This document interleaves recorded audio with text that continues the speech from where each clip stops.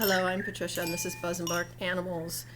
And normally I do Reiki videos, but today I don't really feel like doing a Reiki video. And there were a couple topics that have come up recently, more in line with animal communication, which I'm going to talk about today. Actually, I think they're really exciting because I feel like, and maybe some of you here are more pet services and more into the practical side of animal care, and some of you might be metaphysical and spiritual, which is what I am. And I do believe that the planet is ascending, and I believe that many humans are ascending, and I believe that animals have already ascended. And what I mean is that they're physically here, but spiritually they're actually sort of alternating in multiple dimensions. And I have been seeing more and more of this as being evident. On one hand, it might seem tragic that a lot of animals are actually leaving the planet right now. I don't see that as tragic because I feel like they're actually leaving to go into other realms, and some of them are still connected to their humans through being spirit guides, or I guess the best word would be spirit guides, or they become more angelic and more of a bodhisattva. So they could still physically be here, but their role changes. So they may become an older animal, like a senior animal, and in that senior animal time, they become wise and their personality changes. But their personality is not changing just because they're getting older. Their personality is changing because they're shifting. We're all shifting consciousness right now. Now, you probably look at the world and say, well, how could that possibly be true when it seems like everybody's going crazy? But what's happening is those are shadows coming out that have been repressed for ages. They've been repressed in generational lines, not of just humans, but of all creatures. Or they're not able to repress those shadows anymore, so their behaviors are becoming more and more transparent, and that's because there's more light flooding onto the planet. And we also have seen more comet-like interstellar and all these different objects that are floating around in our galaxy at this time, and they're flooding in lights. And then there's been a lot of things with solar flares and solar winds and a lot of these things that you would normally not see on a channel like this, which is more about animal communication. However, we're all connected. So whatever is happening to humans, and I know humans can be very arrogant at times, and I'm not meaning that as a criticism because I'm human as well, but we seem to think that whatever we're going through, nobody else is going through. So, or we think that this is like the only planet with life on it, which I doubt. If you look up at the sky and the stars, and that's just one galaxy, and there's other galaxies beyond these galaxies, right? That there has to be other life out there, and there has to be other consciousness, and humans are not the pinnacle of consciousness. Again, you can see that through the things that are happening with shadows, and a lot of the earth events and things that are happening are also showing that Gaia is alive, a sentient being, and so are all the creatures on it. And so the more consciousness that we're seeing is mostly in younger people, because they're not turning it off. So we, as children or babies, we had more of this extrasensory, where you see a lot of children and they'll say they're talking to fairies or talking to angels, and then adults always kind of snicker and say, yeah, my child's talking to angels, but they actually are. And then they get conditioned over time, and they get programmed through school, through parents, through church, or whatever religion they're part of. And then they lose that ability to have that connection. Well, animals never really lose that ability. And so as these new energies have been coming onto the planet, the first place that they were being absorbed was through the earth itself. And then the plants, because the plants and the minerals are very much tied in with the earth and the crust of the earth, and the ground and all the rest of that. Sorry, I've got some allergy thing going on. So animals are, especially your four-legged, they're so grounded, and they are going to absorb these new energies coming onto the earth. So every time you hear of a solar windstorm or or any of the solar flares, any of those things, the animals are definitely affected by that. So you might want to pay attention to when those flares are happening. There's many YouTube channels, many places where you can find that information, websites. And look at the way your pets are acting during that period of time. So if there's a spike, your animal may even get ill during that time. Like they may have been perfectly healthy and then all of a sudden they come down with an illness and you need to rush them to the vet, or maybe it's more of an emotional thing or a mental thing. But they start acting out. They may become more aggressive. I've noticed recently the dogs are becoming really aggressive. Like dogs that normally are calm, I'm walking down the street or up the street and dogs are growling and snarling at me and I'm not even anywhere near them. I'm not near their property. I'm walking, I'm checking in, being mindful and checking into my thoughts to make sure I'm not thinking anything, fearful or whatnot. And sometimes I am and sometimes I'm not, but the dogs are acting more aggressively. And I notice that happens more when there's solar activity.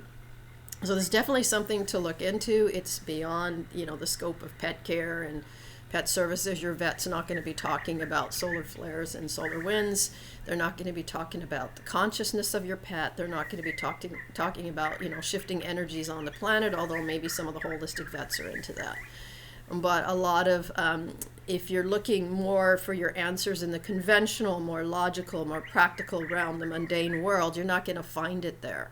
So if you have an actual illness, yeah, you could get help still, but they're not going to know the cause of it, right? They're not going to know that there's all these energies happening, that there's actual changes happening, with quantum physics, especially if you listen to some of that, you'll get some answers to some of the things that are happening. So one of the things that I saw, and I only saw snippets of it, and I need to delve into it, is that humans who talk to their animals and treat their animals like humans are actually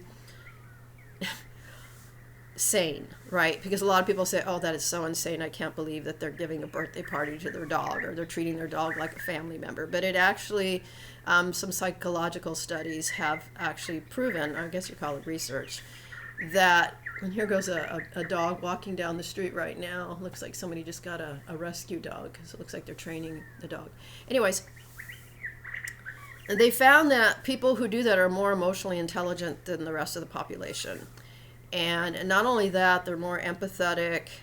They're more able to communicate with their animals. Like they're able to feel back and forth, and they're actually able to have a deeper bond with their pets. And with Reiki and animal communication, and some of the things that I offer, I'm actually helping people to become more emotionally intelligent. So not just with their pets, but it can also extend to children. It could extend to interpersonal communication. So whatever we can learn with our pets, with our animal companions, will help us in other areas of our life.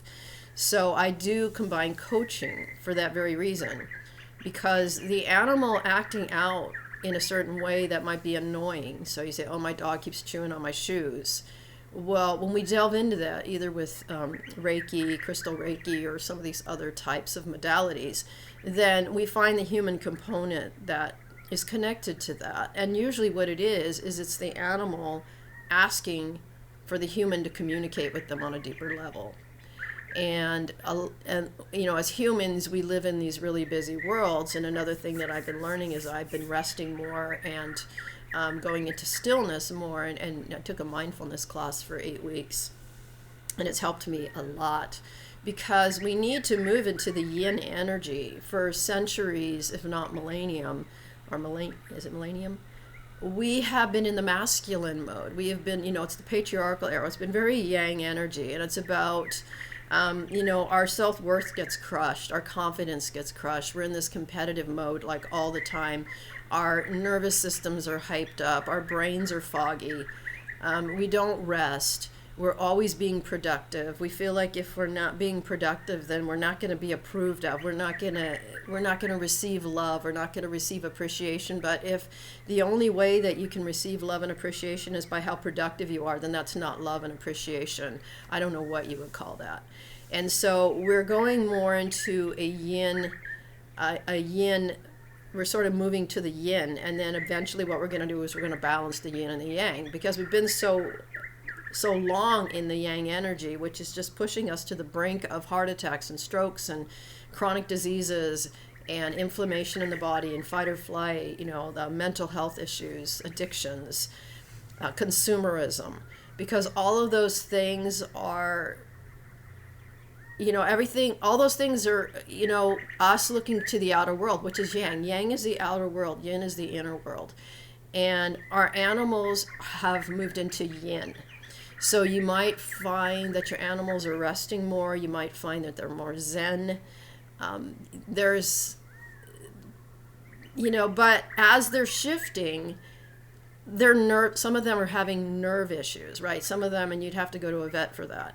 But some of them or their chakras are off balance, which you could go to an energy healer for, because they are having to balance that yin and yang. So some of them have gone too far into the yin, and now they're balancing the yin and yang. Some of them have been in the yang, just like us, for so long that going into the yin feels scary, because especially with dogs do not feel loved unless they do something that pleases you.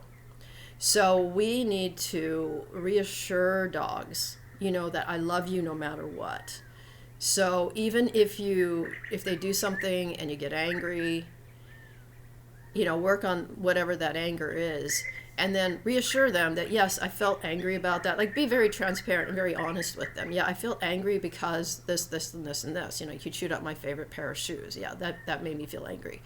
And then, it's easier to forgive an animal than it is a human. So it's actually a really good practice to do the forgiveness work with animals, because then the more you can practice with them, then eventually you can do it on humans as well.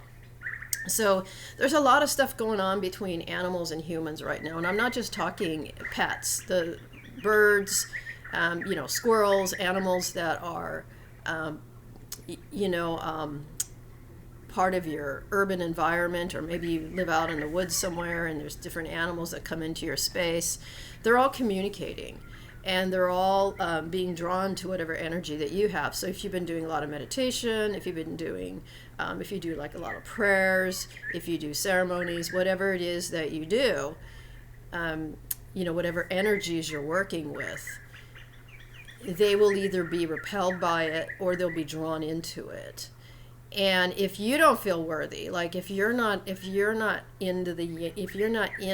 yin energy, and you're kind of still out in the yang, then you're going to feel unworthy of those animals coming to you, or you're going to do the arrogant thing and you're going to think you're more special than other humans because animals come up to you and they don't come up to other people. And either way, that's being stuck in that yang trap of having to prove yourself. Like, look how special I am, is an indication that there's some need to prove yourself. Now, a lot of the reasons people love having pets and being with animals is because animals just unconditionally love and approve of us. It's us that can't do that. So even though we may think that an animal doesn't love us, the animal does love us, but we don't love ourselves. And so now we're projecting that unloved part of ourselves onto the animal, and then we're kind of blaming the animal for not loving us, but the animal's loving us the whole time, but they're also mirroring back to us our own behaviors. And what could be a more unconditionally loving act than to mirror something back to somebody so that they can learn and grow and evolve?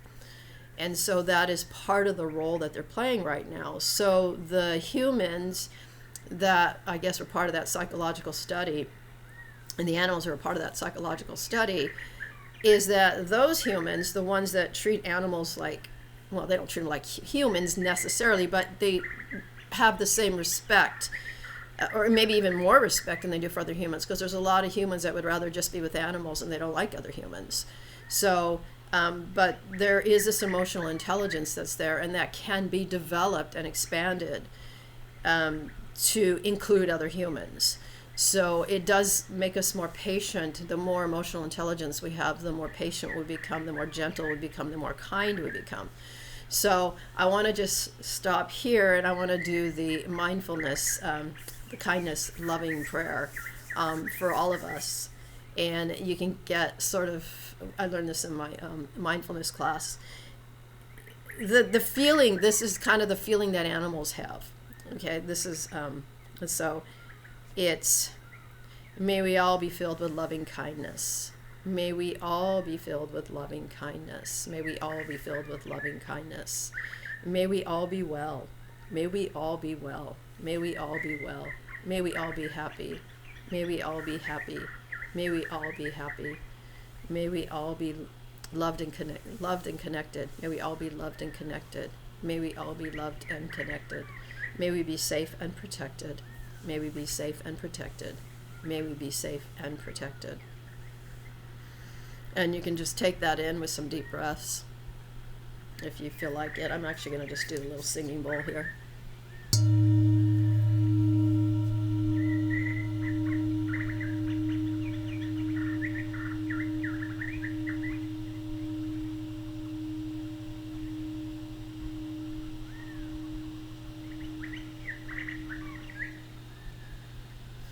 Okay, so the last thing I want to talk about is the nature sounds, and the trees and different things that when we go for like a forest bathing, and you can do forest bathing in a city park, you don't have to drive out to a forest.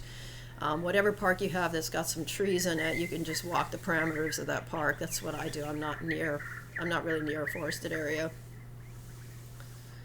Oh, I wish I was. But if you smell the terpenes from the pine trees, it has like a resonant effect on the brain. It's a very calming, I think it calms the nervous system, calms the brain.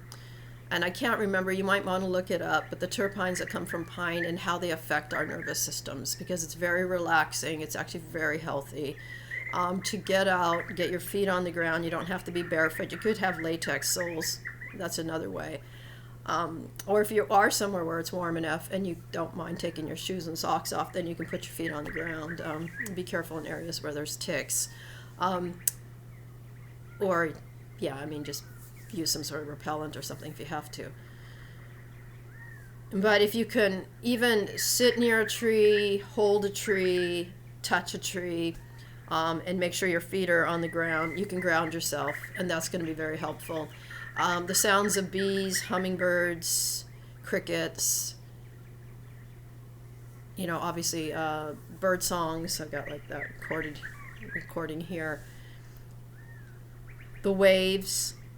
If you take in all of those frequencies, they have different healing effects on the nervous system.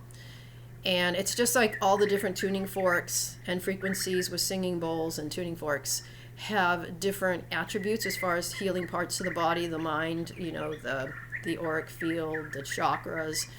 So do the frequencies that are in, say, a cat purring, crickets, bees, cicadas, again, singing birds, the ocean waves, the wind. All of these natural sounds are very healing for our nervous system. And if you find that you're dysregulating a lot, like who isn't these days, right? Go spend more time outdoors. Now, you might be in a place where, winter's coming, and so you don't have a lot of you might have some birds still, but you don't have the loud bird songs. You don't have a lot of the, the sounds that you would have in the summer and the spring. But you still have the wind, you still have the rain, you still have even just the air, even if it's not really windy, just the sound of the air. And what you want to do is you want to meditate on that. So you can go somewhere, like I go and sit in the park when nobody's there, and I just, I don't close my eyes necessarily, but I'll just sit there and I'll absorb everything around me, which is a very shamanic practice actually, is to be able to take in all the sensory of where you are. So say you're sitting in the woods and with your animal, like if you have your dog with you, this is even better, or if you're able to communicate with the birds or other types of creatures that are around you, then you'll tune into your senses. So you might start with what you hear and what you see, what you feel, and you'll just focus on one thing at a time. Like you don't want to focus on all your senses at one time. So you might just go, okay, I'm going to just see what I'm hearing. I'm going to see what I'm seeing. I'm going to hear what I'm hearing, and I'm going to listen real closely, and I'm going to absorb it in my body, or I'm going to feel where it is in my body. So then you're bringing in somatics, where it's like, well, I'm really feeling that in my shoulder. I wonder what's going on with my shoulder. And then from that, you could even, well, probably not while you're outdoors, but if you're doing this indoors, you can actually ask your shoulder, ask what that feeling is in your shoulder, and then you'll start going deeper and deeper and deeper, and then you're getting into the healing realm. And you can do this with your animal, especially if you do learn how to do animal communication or Reiki or one of these other practices, that you'll know like what, you'll be in your bubble and they're in their bubble, and you'll know like what your sensations are, right? And and then you kind of zero that out. And then whatever is extra is coming from the animal. So the animal might have burning in the hip or tingling in the head or things like that. And then once you learn how to do healing work, can tune into, well, what's that tingling going on in my dog's head? Like, why is the left hip burning? And you could do some dialogue, not only with the dog, but also whatever those sensations are within the dog. And then you could actually both release things from yourself and release things from the animal, and that will also help you bond more deeply. Or they may do that to you, because a lot of animals right now are, I'm actually seeing them being attuned to things like Reiki just naturally. And like there's some animals that just come in where they're just, you meet them as puppies or kittens, and they just have this like otherworldly personality, and they seem to bring miracles or, healing to like anybody they're around. And so there's that happening. Horses have this ability. Horses have a very powerful healing ability. And sometimes, and I've seen this a lot on the Facebook Animal Communication group, is horses will have troubled personalities, right? And what's really going on is that troubled personality isn't necessarily in that horse. It's in the people that are working with the horse. And the more agitated the people get over the personality or whatever's going on with the horse, the more agitated the horse becomes, the more fearful the people become, the more fearful the horse becomes. And so it becomes like this cycle, and the only way really to break it is to recognize that, oh, I need to work on myself. And the more I work on myself through whatever modality or therapy, then that horse is going to calm down. And the other thing that, this is some animal communication here, especially with horses, is they're not victims. Horses never see themselves as a victim. Like, they can't see themselves as a victim because they're prey. So if a horse was out in the wild, a coyote, a cougar, so many different creatures could attack the horse, especially from behind. So horses can't be vulnerable in the sense of being a victim. So if a human is seeing a horse in a tragic way, like, oh, this horse is a victim of this or that, then what's really happening is that human or the humans around that horse are seeing themselves as victims. And once they heal that consciousness and empower themselves, then they're going to see that horse as empowered. But that horse is always empowered. It's just whatever reflections and mirrors that we have, or whatever filters we're using, like our own mental and emotional filters that we're using. And we can apply this to cats. You could say, oh, my cat is so aggressive. I don't understand why my cat is so aggressive. Well, cats are hunters. And they were really never meant to be domesticated, although they've worked well in that setting, for thousands of years. But there's still this primal instinct within a cat that cannot, it's like a little flame, that you just can't burn out no matter how hard you try to do it. So a cat will also provide lessons for us. And a lot of the times it's about boundaries. So if you have an aggressive cat, and you're not able to resolve it, and you've tried different things, and maybe you've used pheromones, and you've done all kinds of holistic care and regular care, and you still have an aggressive cat, then now it's time to turn the mirror on yourself and find out where you're repressing. Because you may think of yourself as the kindest person ever, but you've got aggression deep inside your gut, right? Or in your liver, or somewhere where it's a shadow that you can't face, so you've stuffed it in your body somewhere. And if that's happening, then I recommend going to a somatic healer, or maybe myofascia work, myofascia, whatever that's called, or some work where you're going to have that release from your body. If you think it's coming from your ancestors, then you can use emotional freedom technique. You can use ancestral DNA clearing. So these are things that you can do for yourself as a human, but you can also use those for your animals and be a surrogate. And so for dogs, it's not necessarily boundaries or not seeing themselves as a victim.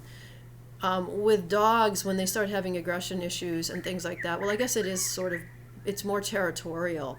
It's more fear. It's more anxiety. So when a dog becomes aggressive, or they're confused because they've been trained to be aggressive. They've been trained, whatever type of work maybe they did, and they retired from that kind of work, like police work or working in the military or something like that. So they've been trained to be aggressive. And now, they're confused because they're put in a family environment, or they're put in an environment where they're not supposed to be aggressive anymore. And they have been conditioned to be aggressive, at least in certain circumstances. And so they're confused. And they need reassurance, and they most likely, if they haven't been re-socialized or retrained, will need that as well. Or you get an animal that came out of a shelter and you have no idea why they're acting aggressive, and you could also look for triggers in the environment and try to eliminate as many of those as possible, but also work with a trainer and desensitize and, again, re-socialize. And if they do have severe anxiety, then you would need to get help from either a holistic vet or a regular vet.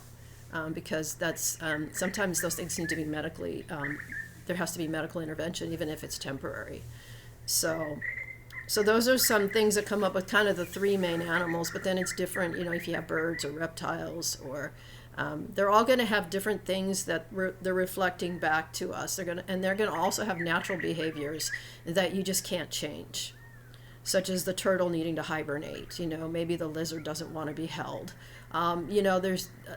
You have to really research these animals before you bring them into your life. Now, if you're a really needy person and you want an animal or some kind of creature to fulfill, that reassurance and validation, that you can love yourself, then getting a reptile would not be a good idea. Probably getting a rodent would not be a good idea.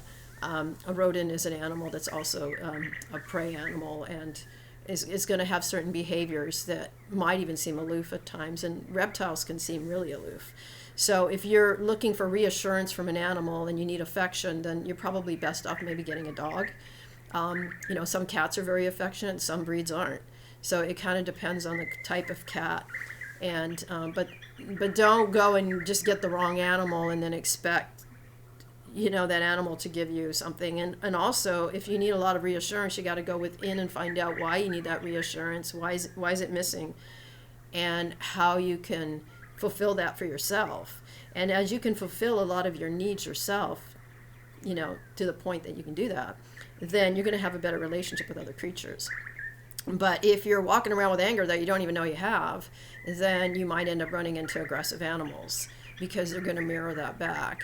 And I know that I have a phobia of cats, because when I was, I've been working on this over the years, but when I was little, I got scratched by some feral cats. I mean, we're talking arms, face, neck, and it was a horrible experience.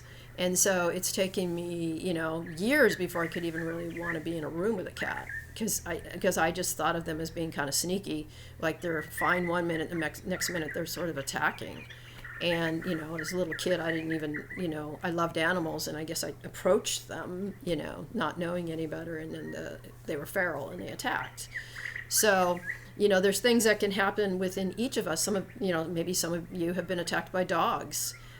Maybe you were bitten by a rabbit, I know, and maybe you were little and it's scary, and so you don't want to be around rabbits. Or maybe you're severely allergic to some of these animals, and you just, you have really bad reactions around them, so you have to avoid them. But it doesn't mean you don't love them. It just means that you got to protect yourself, and find ways to maybe heal those allergies if that's possible, or not.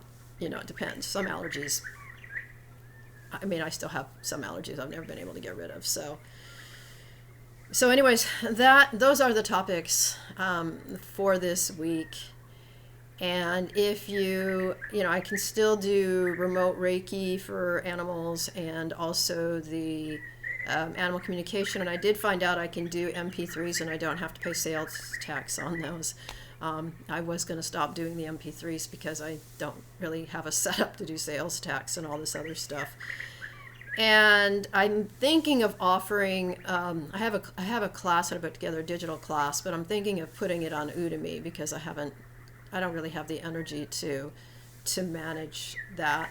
And so I'm thinking of putting it on Udemy as my first class, and then later I'll make new classes and put them on my own website. But right now I just don't have the energy or the time or the resources to keep offering the class the way I've been offering it. So I'll let you know if I do put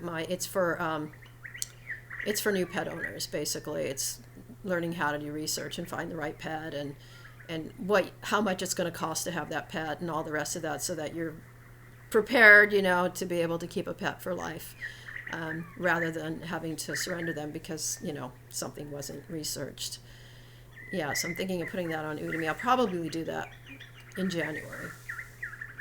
So anyways, I hope you enjoyed these topics, and if you have anything else to say on these topics, anything that you've discovered on your own, and please leave it in the comments below and share maybe your own experiences with your own pets and how they're evolving and how you're evolving and how you're able to complement each other in that evolution, and maybe some weird things that your animals have been doing lately, or that sort of thing. And if you want a session, go to Metaphysics for Everyday Living. I'll leave that below. Also, if you want to support this YouTube channel, I'm not monetized, obviously, given the number of visits this site has. You can make a donation, and it would actually help me out because I need to pay for a website. I need to pay for my website in December, and there's all these other things that I need to do. And I'm one of those recipients of EBT, and I'm not getting food assistance right now, so it's been very, very difficult. So thank you for being here, and hopefully going forward, I'll have a successful practice working with animals in 2026 is kind of I'm hoping. I've been recovering for the last 3 years from some neurological conditions. But I can still work with animals, and would love to work with your animals if you are ready to bond deeply with them, if you want to take it to the next level and have this ascension process with them. So thank you, and have a wonderful week with you and your pet bonding. Bye for now.